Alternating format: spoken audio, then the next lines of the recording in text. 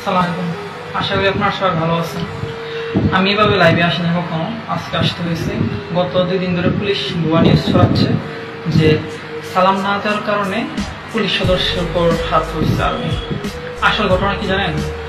যখন June commander যাইতেছিল বান্দরবনে যারা বন্যায় ক্ষতিগ্রস্ত হয়েছে তাদের ত্রাণ দেওয়ার জন্য, এগুলো দেখে পুলিশ 3 জন সদস্য বাজারে বসেছিল, তারা নাকি তাচ্ছিল্য করতেছে যে মির্জাফর তারা বেঈমান, তারা মানুষদের সরকারের সাথে বেমানি করছে, এখন মানুষদের যাতে হেল্প করার জন্য এটা আবার শুনে ফেলছে গোয়েন্দা সংস্থার লোক।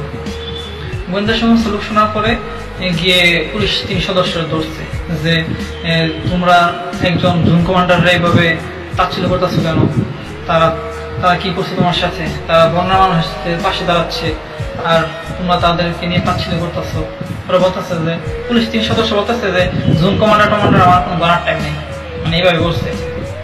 পরে আবার গোয়েন্দা সংস্থা লোক বলতেছে যে তোমরা তো সম্মান করোই না, আবার তাচ্ছিল্য করতেছো। এটা নিয়ে তাদের মধ্যে আবার হাতাহাতি হয়েছে। এ পর্যায়ে কোনো মতে যে গোয়েন্দা সংস্থা লোক আছে সে আবার পালিয়ে আসছে। আসার পরে আর্মির যে টহল টিমের কাছ থেকে সবকিছু বলছে যে এই ঘটনা, তারা তো তাচ্ছিল্য করতেছে, আমি যে নিয়ে আরো। পরে আর্মি টহল টিম গেছে, যাওয়ার পরে যে 3 জন পুলিশ সদস্য ছিল কনস্টেবল, তাদেরকে ধরছে যে কি ঘটনা কি হয়েছে।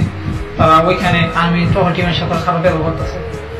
তারপর টহল টিম কি করছে, এই 3 জন পুলিশ কনস্টেবলকে ধরে ক্যাম্পে নিয়ে ফেলাইছে। আসার পর নাকি মারছে। মারার পরে এই খবর আবার শুনছে যে সাধারণ জনগণেরা যে আর্মিদের নিয়ে পুলিশরা তাচ্ছিল্য করতেছে, এসব করছে। সাধারণ জনগণ ক্ষিপ্পা পুলিশ স্টেশন ঘেরাও দিয়ে আগুন ধরাই দিছে।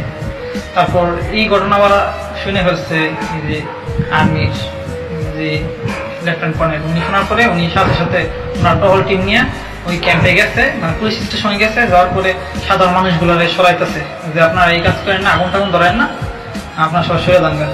তারপর ওইখানে কিছু পুলিশ সদস্য কি করছে, এইটা ছবি তুলছে যে আর্মি লোক নাকি আগুন ধরাই যাচ্ছে। আচ্ছা ভাই, আপনারাই বলেন আর্মি লোক কেন আপনাদের পুলিশ স্টেশনে আগুন ধরাইবো? আপনারা খারাপ ব্যবহার করছেন, আপনাদের ধরে নিয়ে মারছে, পুলিশ স্টেশনে আগুন ধরাইবো কেন? মানুষ কি এতই পাগল হয়েছে? আর গুজবে কান দিবেন না কেউ, কিছুদিন পরে বিচার হবে, তখন বুঝতে পারবেন যে কি হয়েছে না হয়েছে। পুলিশ সদস্যরাও যে তাচ্ছিল্য করছে ওইটারও 100% বিচার হবে, সমস্যা নেই। কারণ একজন জুন কমান্ডারের সাথে তোমরা এইভাবে খারাপ ব্যবহার করছো। তারপর মনে করো ত্রাণ দিতে গেছে, ভালো কথা, এখানে তোমরা মির্জাফর বেঈমান বলার কি আছে? এখানে কি মানুষের হেল্প করা কি অপরাধ নাকি?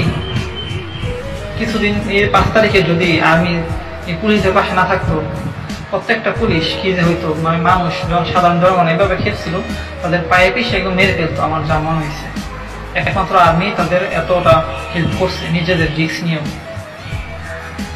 সবাই বুঝতে পারছেন?